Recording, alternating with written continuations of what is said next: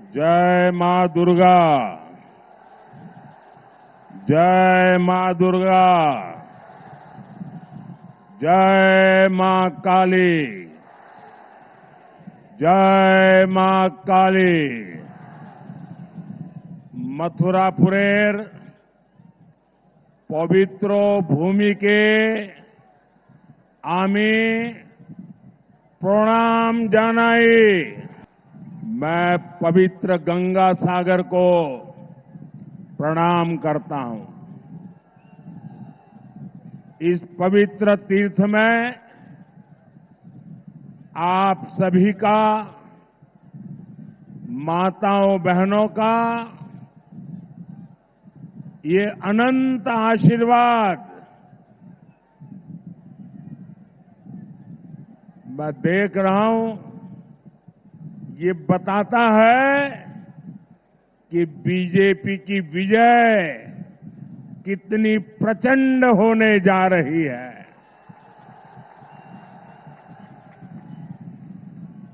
मुझे बताया गया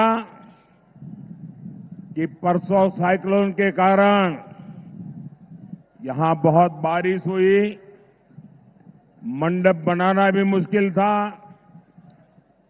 कोई जगह भी तय होना मुश्किल था कि कहां पर कार्यक्रम करेंगे।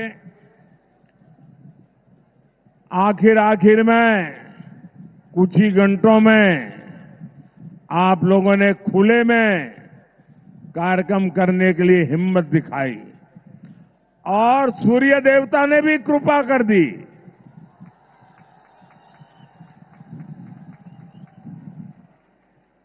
इतने कम घंटों में इतनी बड़ी रैली की योजना बनाना, मैं आप सबको हृदय से धन्यवाद देता हूं। ये तब संभव होता है जब जनता जनार्दन खुद चुनाव की बागडोर संभाले हुए हो। जनता जनार्दन खुद चुनाव का नेतृत्व करती हो, तब ऐसा दृश्य बनता है। मैं आज आप सबको शत शत नमन करता हूं। मैं आज आपके साथ ही कोलकाता के भी लोगों का आभार व्यक्त करूंगा। कल शाम कोलकाता के लोगों ने रोड शो में और उसके पहले भी और उसके बाद भी जो प्रेम दिया, जो स्नेह दिया, जो आशीर्वाद दिए, मैं ये दृश्य कभी भूल नहीं सकता हूं।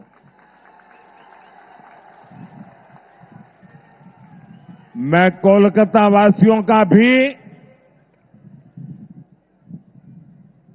इतना लगाव, इतना उत्साह, उमंग, इतने भरपूर आशीर्वाद जी भर के आज मैं उनका धन्यवाद करता हूं।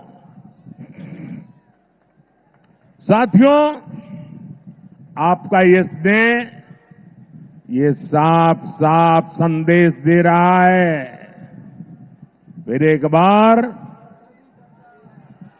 फिर एक बार फिर एक बार फिर एक बार आभार, एक बार आभार, एक बार आभार, एक बार। साथियों, 24 के इस चुनाव में बंगाल में ये मेरी आखिरी सभा है। इसके बाद मैं उड़ीसा चला जाऊंगा। कल आखिरी दिन मैं पंजाब में बिताऊंगा। एक प्रकार से कल शाम को प्रचार पूरा हो जाएगा और उस अर्थ में बंगाल की ये मेरी 2024 के चुनाव की आखिरी सभा में इस पवित्र मिट्टी के दर्शन करने का मौका मिला है। आपके उत्साह और उमंग को अनुभव करने का मौका मिला है। 2024 का ये लोकसभा चुनाव कई मायनों में अलग है, अद्भुत है। ये चुनाव आगे बढ़कर के देश के राजनीतिक दल नहीं, देश के राजनेता नहीं, ये चुनाव कश्मीर से कन्याकुमारी, अटक से कटक, देश की जनता ने उसकी बागडोर संभाली हुई है। इस चुनाव का नेतृत्व देश की जनता कर रही है, क्योंकि उसी जनता ने 10 साल की विकास यात्रा भी देखी है और 60 वर्षों की दुर्गति भी देखी है। आप याद करिए, देश के करोड़ों गरीब जीवन की मूलभूत सुविधाओं से वंचित थे। भारत जैसे देश में भुखमरी की खबरें आम होती थी। करोड़ों लोगों के सर पर छत नहीं थी। महिलाएं खुले में शौच जाने के लिए मजबूर थी। पीने के लिए पानी नहीं। 18,000 से ज्यादा गांवों में बिजली नहीं। उद्योगों के लिए संभावनाएं नहीं। ये तो एक दृश्य। सबसे बड़ा दुर्भाग्य ये भी था कि सुधार के लिए चर्चा भी नहीं होती थी। परिवारवाद की राजनीति ने करोड़ों करोड़ युवाओं के सपने मार दिए थे। 5-5 पीढ़ी को आजाद हिंदुस्तान में तबाह कर दिया गया। उनके सपनों को रौंद दिया गया। उनकी आशा आकांक्षाओं को मिट्टी में मिला दिया गया। जो देश हमारे साथ आजाद हुए थे, हमसे छोटे थे, सामान्य थे, वो आज कहां से कहां पहुंच गए। हमारे पास इतना टैलेंट, इतना स्किल का सामर्थ्य, युवा आबादी की बढ़त, लेकिन हम पीछे छूटते चले गए। वही भारत आज जब नई रफ्तार से आगे बढ़ रहा है तो पूरी दुनिया देख रही है। आज पूरी दुनिया में भारत का डंका बज रहा है। बज रहा है कि नहीं बज रहा है? आज दुनिया में भारत का डंका बज रहा है कि नहीं बज रहा है? अमेरिका में भारत का डंका बज रहा है। यूरोप में भारत का डंका बज रहा है। ऑस्ट्रेलिया में भारत का डंका बज रहा है। जापान में भारत का डंका बज रहा है। ये किसने किया? ये किसने किया? ये किसने किया? ये किसने किया? ये किसने किया? जी नहीं, आपका जवाब गलत है। ये सब हुआ है आपके एक वोट की ताकत से। ये आपका वोट जिसने मोदी को मजबूत बनाया, और मोदी की मजबूत सरकार ने दुनिया में भारत का झंडा फहरा दिया। ये ताकत मोदी की नहीं, ये ताकत आपके एक वोट की है। हमने 10 साल में 4 करोड़ गरीबों को पक्के घर बना करके दिए हैं। 12 करोड़ से ज्यादा घरों तक पानी पहुंचाया। हर गांव तक बिजली पहुंचाई। आज हम विश्व की 5वीं बड़ी अर्थव्यवस्था है। हम तीसरी बड़ी अर्थव्यवस्था बनने की दिशा में तेज गति से आगे बढ़ रहे हैं। अब भारत विकसित भारत बनने की राह पर चल पड़ा है। अब आने वाले 5 साल स्वर्णिम भारत के निर्माण में निर्णायक भूमिका निभाएंगे। एक बहुत बड़ा टर्निंग पॉइंट है और इसकी शुरुआत 4 जून को होने जा रही है। साथियों, विकसित भारत के लिए विकसित बंगाल का निर्माण जरूरी है। ये तभी होगा जब आप ऐसे एमपी चुने जो इस विजन को लेकर चले। इसलिए मुझे बंगाल से ज्यादा आप कमल जिताकर भेजेंगे, इसका आशीर्वाद चाहिए। मुझे ज्यादा से ज्यादा बीजेपी के एमपी चुन करके आप भेजें, इसके लिए मैं आपका आशीर्वाद मांगने आया हूं।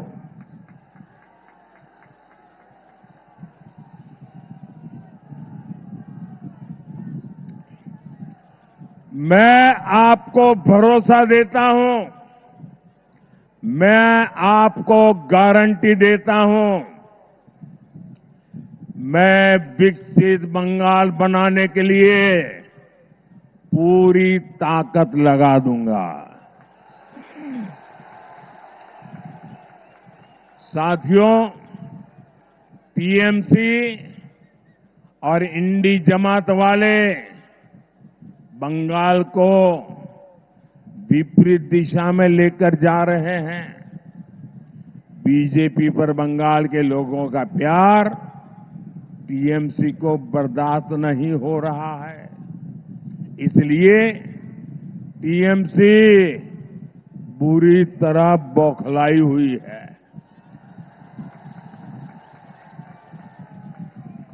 क्या क्या बोलते हैं। बंगाल के प्रति नफरत से भरी हुई टीएमसी के पास एक ही हथियार बचा है, एक ही हथियार बचा है, एटा होते देवो ना। एक ही हथियार, एटा होते देवो ना। विकास के जो काम मोदी करता है, टीएमसी कहती है एटा होते देवो ना। एटा एटा जरा जोर से बोलिए, एटा। हमने महिलाओं की सुरक्षा के लिए हेल्पलाइन बनाई। टीएमसी कहती है एटा एटा होते देवो ना। एटा होते देवो ना। हम देश की हर महिला को उज्ज्वला सिलेंडर दे रहे हैं। बंगाल सरकार लाखों एप्लीकेशन लटकाए हुए हैं। टीएमसी का कहना है एटा एटा होते देवो ना। एटा होते देवो ना।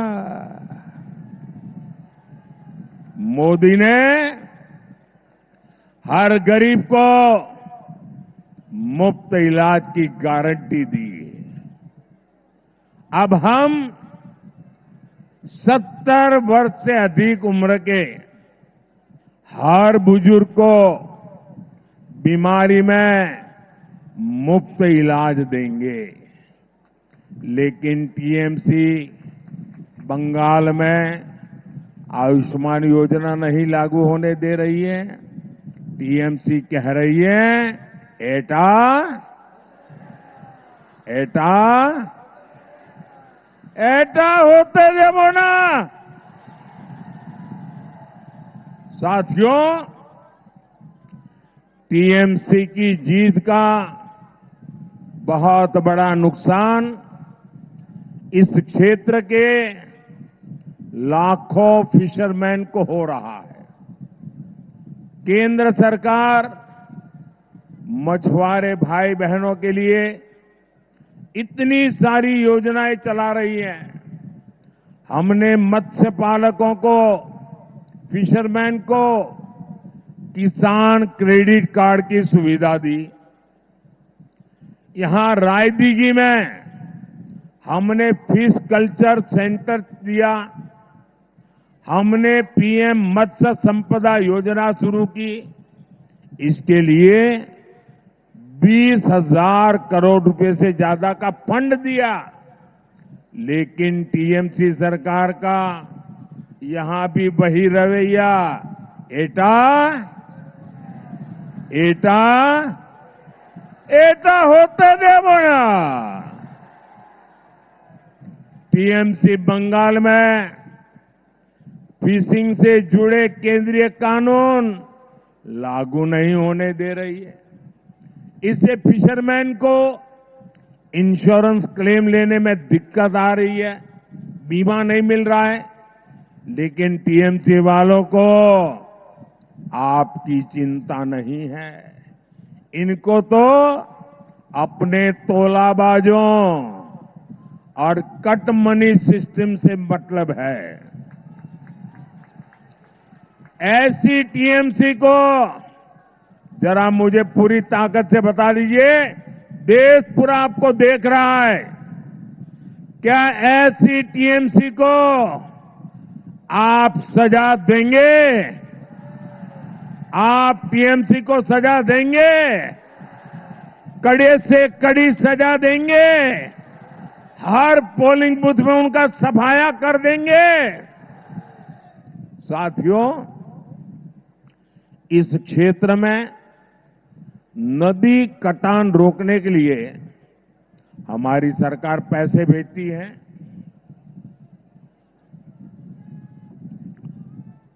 वो पैसा टीएमसी खा गई।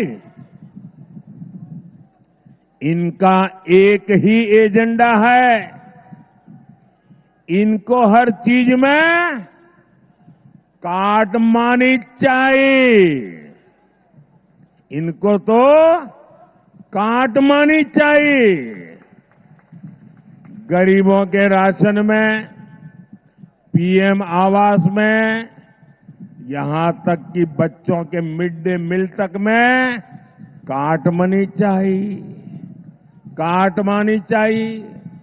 साथियों, टीएमसी बंगाल के लोगों से इतनी चिढ़ी हुई है, टीएमसी बंगाल की पहचान को खत्म करने में लगी है। ये बंगाल के मठों को, साधु संतों तक को नहीं छोड़ रही। टीएमसी, इस्कॉन, रामकृष्ण मठ और भारत सेवाश्रम संघ जैसी संस्थाओं को गाली दे रही है। इसके गुंडे मठ पर हमला कर रहे हैं। राम मंदिर 500 साल बाद अयोध्या में प्रभु राम का मंदिर बना।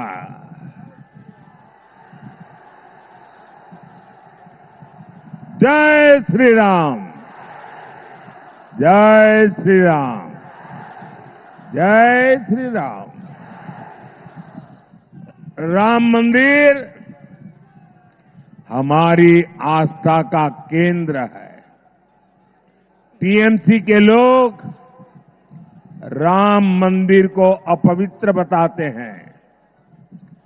ऐसी टीएमसी कभी भी बंगाल की संस्कृति की रक्षा नहीं कर सकती। भाइयों और बहनों, अब तो टीएमसी सरकार तुष्टीकरण के लिए देश के संविधान पर भी खुलकर हमला करने लगी है। हमारे संविधान ने दलितों, पिछड़ों को आरक्षण दिया है, लेकिन बंगाल में उस आरक्षण की खुली लूट हो रही है। मुसलमानों के फर्जी ओबीसी सर्टिफिकेट बनाए जा रहे हैं। ओबीसी समाज का हक छीनकर मुसलमानों को दिया जा रहा है। कोलकाता हाईकोर्ट ने ये फर्जी सर्टिफिकेट रद्द कर दिए। टीएमसी हाईकोर्ट का आदेश टाल नहीं सकती, लेकिन मुसलमानों में झूठ बोल रही है, भ्रम फैला रही है। आप कल्पना करिए, तुष्टीकरण के लिए ये लोग किस सीमा तक जाने को तैयार है। 1 जून को आपका एक वोट इन खतरनाक इरादों को रोकेगा। हम सुरक्षित और विकसित बंगाल की नई यात्रा शुरू करेंगे। साथियों, आज बंगाल के युवाओं को मिलने वाले अवसर ये घुसपैठिए छीन रहे हैं। आपकी जमीन जायदाद पर वो लोग कब्जा कर रहे हैं। पूरा देश चिंतित है। बंगाल के सीमावर्ती इलाकों में डेमोग्राफी बदली गई है। इन लोगों ने सीएए का इतना विरोध क्यों किया?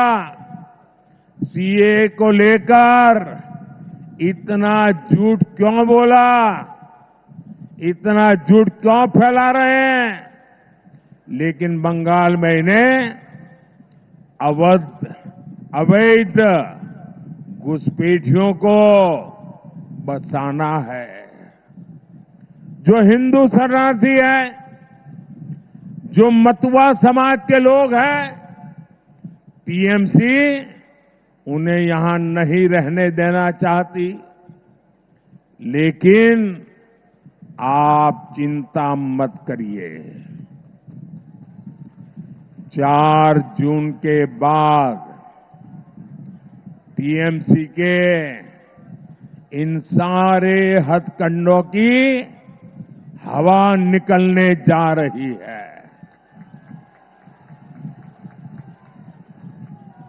हमारे मतुआ समाज, नामशूद्र समाज को उसके अधिकार मिलकर के रहेंगे, ये मोदी की गारंटी है।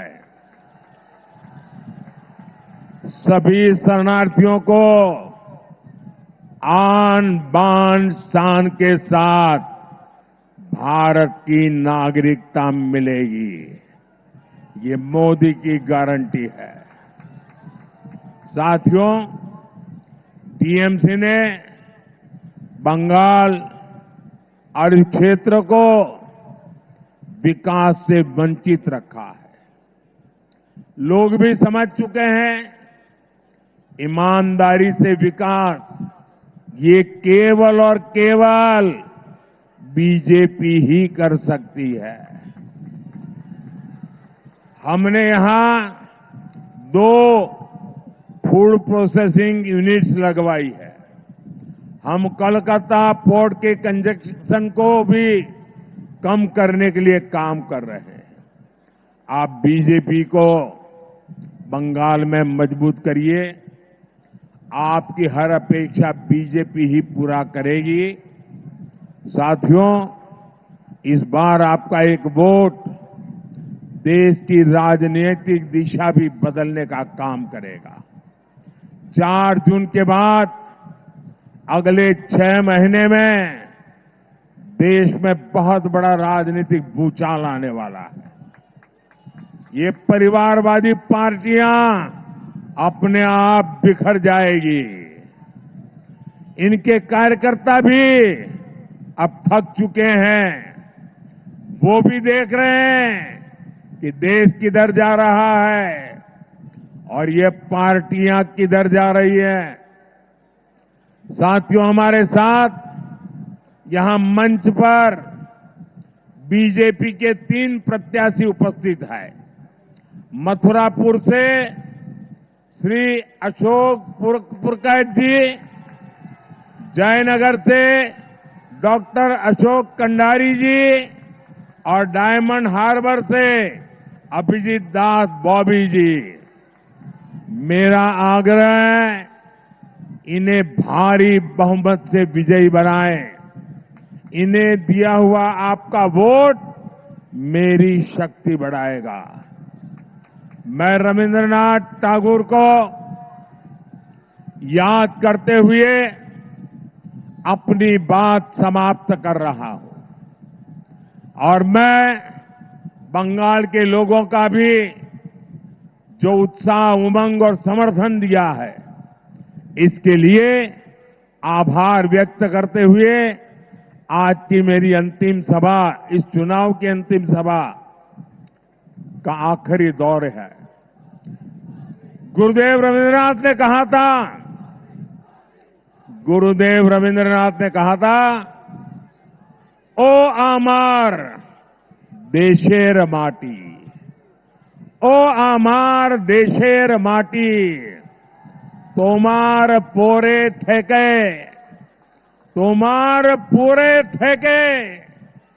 माथा तो माते विश्व मोइर, माथा तो माते विश्व मोइर, तो माते विश्व मोइर, तो माते विश्व मोइर, आंचल पाता ओगोमा, तोमार कोले जनोम अमार, तोमार कोले जनोम अमार, मरोन तोमार बुके, तोमार पोरे खेला, आमार दुखे सुखे, आमार दुखे सुखे। बोलिए भारत माता की, भारत माता की।